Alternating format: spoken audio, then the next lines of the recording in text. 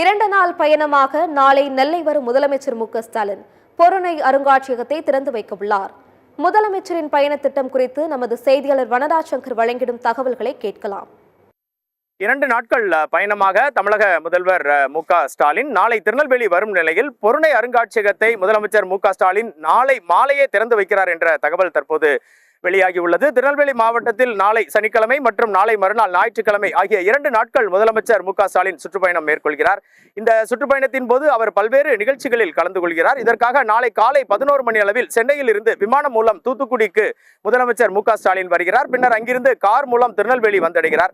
அவருக்கு திருநெல்வேலி கிழக்கு மாவட்ட திமுக சார்பில் சாரதா கல்லூரி அருகிலும் பாளை கேடிசி நகர் பாலம் அருகே மத்திய மாவட்டத்தின் சார்பிலும் அதன் செயலாளர் பாளையங்கோட்டை எம்எல்ஏ அப்துல் வகாப் தலைமையிலும் ஆயிரக்கணக்கான தொண்டர்கள் திரண்டு நின்று உற்சாக வரவேற்பு அளிக்கின்றனர்.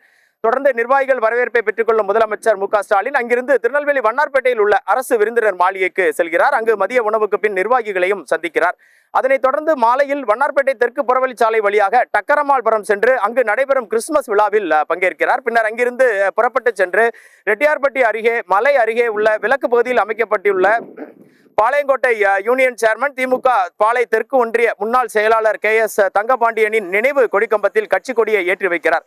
பின்னர் அங்கிருந்து 4 வழி சாலை வழியாக தமிழகம் முழுவதும் ஏன் உலகம் முழுவதுமே ஆவலோடு எதிர்பார்த்து கொண்டிருக்கும் ரெட்டியார்பட்டியில் அகழ் ஆய்வு பொருட்களை காட்சிப்படுத்தி தமிழர்களின் நாகரிகத்தை பறைசாற்றிடும் வகையில் 62 கோடி ரூபாயில் அமைக்கப்பட்டுள்ள பொருணை அருங்காட்சியகத்தை மின்னும் விளக்கெளியில் பார்வையிட்டு திறந்து வைக்கிறார். பின்னர் அங்கிருந்து மீண்டும் அரசு விருந்தினர் மாளிகைக்கு செல்கிறார். தொடர்ந்து ஞாயிற்றுக்கிழமை காலை 9 மணி அளவில் வண்ணார்பேட்டையில் இருந்து புறப்படும் முதலமைச்சர் மு.க.ஸ்டாலின் திருநெல்வேலி அரசு மருத்துவமனை வளாகத்தில் அமைக்கப்பட்டுள்ள அந்த மைதானத்தில் அமைக்கப்பட்டுள்ள விழா மேடைக்கு செல்கிறார். அங்கு அரசு சார்பில் நடைபெறும் நிகழ்ச்சியில் நலத்திட்ட உதவிகளை வழங்குகிறார்.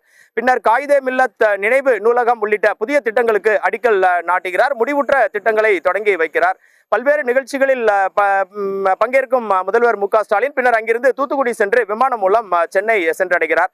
முதல்வர் வருகையை ஒட்டி திருநெல்வேலி மாநகரமே விழாக்கோலம் பூண்டுள்ளது. வண்ணார்பேட்டையில் தொடங்கி டக்கரமால் வரையிலும் சுமார் 7 கிலோமீட்டர் தூரத்திற்கு சாலையின் இருபுறமும் திமுக கட்சி கொடி கம்பங்களில் பறக்கின்றன.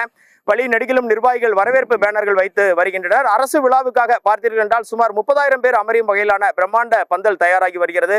அங்கு மேடையில் தற்காலிக கழிப்பறைகள், பயனாளிகள், பொதுமக்கள், நிர்வாகிகள் அமர்வதற்கான நாற்காலிகள், மின்வசதி போன்ற பல்வேறு பணிகளும் இறுதி கட்டத்தை எட்டியுள்ளன. அனைத்திற்கும் மேலாக நாளை மறுநாள் தொடங்கி வைப்பதாக இருந்த பொருணை அருங்காட்சியகத்தை தமிழக முதல்வர் மு.க.ஸ்டாலின் நாளை மாலை திருநெல்வேலியில் தொடங்கி வைக்கிறார். அனைவரும் இந்த விழாவில் ஆவலோடு இந்த விழாவின் திறப்பு விழாவிற்காக ஆவலோடு எதிர்பார்த்து காத்திருக்கின்றனர்.